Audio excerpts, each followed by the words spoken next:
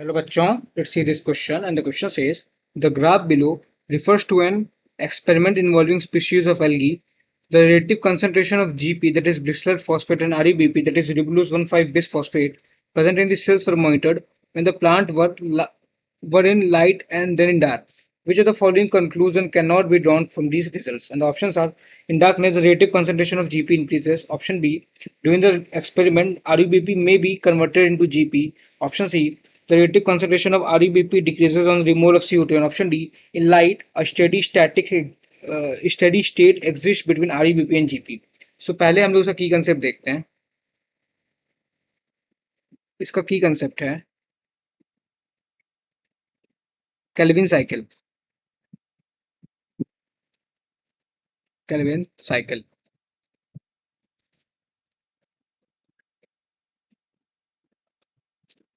Calvin cycle Calvin cycle होता किसमें है? तो ये होता है इन मीसोफिल सेल्स में. ये होता है इन मीसोफिल सेल्स में.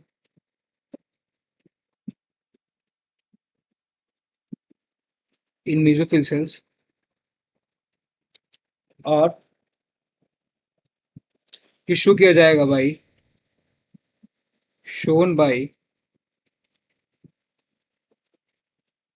algae to gymnosare, algae to gymnosperm,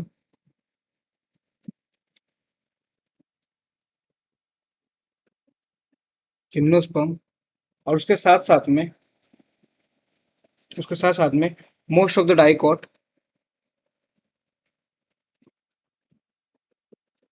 and most of the dicots and few monocots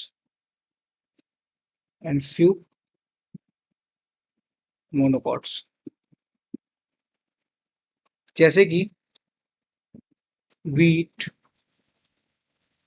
rice etcetera. सो इसमें होता क्या है, इसमें CO2 एक्सेप्टर होता है RuBP, रिबुलस 1,5 bis phosphate CO2 acceptor होता है. सो रेब्यूलोस 1,5 bis phosphate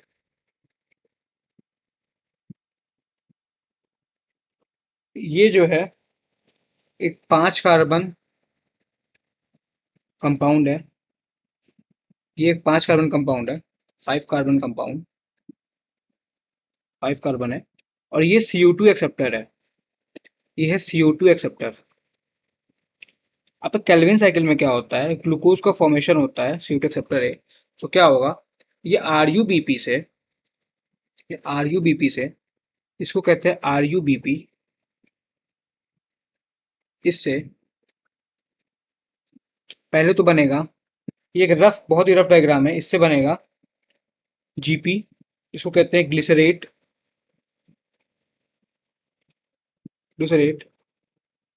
3 phosphate, glycerate 3 phosphate,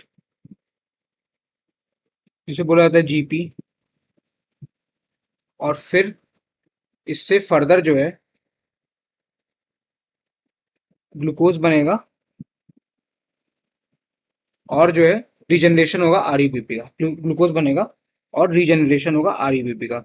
ये एक रफ डायग्राम है, ये बहुत ही रफ डायग्राम है समझाने के लिए बस.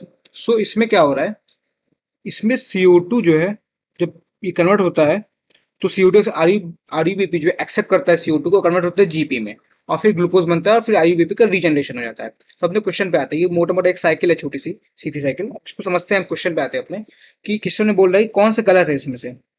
सो ऑप्शन 1 बोला in darkness relative concentration of GP increases. So अगर हम डायग्राम में देखें तो डार्कनेस में GP कंसंट्रेशन इंक्रीज कर रही है, बिल्कुल सही बात है.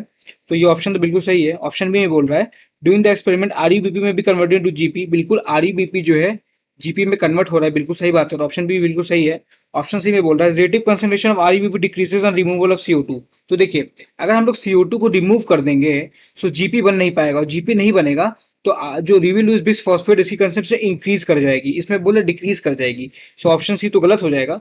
और ऑप्शन डी में बोल रहा है in light a steady state exist between ReBP and GP. हाँ तो देखिए लाइट में, ये लाइट है, लाइट में ReBP और GP का स्टेडी स्टेट है. क्यों? क्योंकि जितना ही ReBP बनेगा लाइट में, जितना ही ReBP लाइट में बनेगा उतना जितना आरईबीपी होगा उतना ही जीपी बनेगा लाइट में। सो लाइट में आरईबीपी और जीपी का स्टेडी स्टेट मेंटेन्ड है।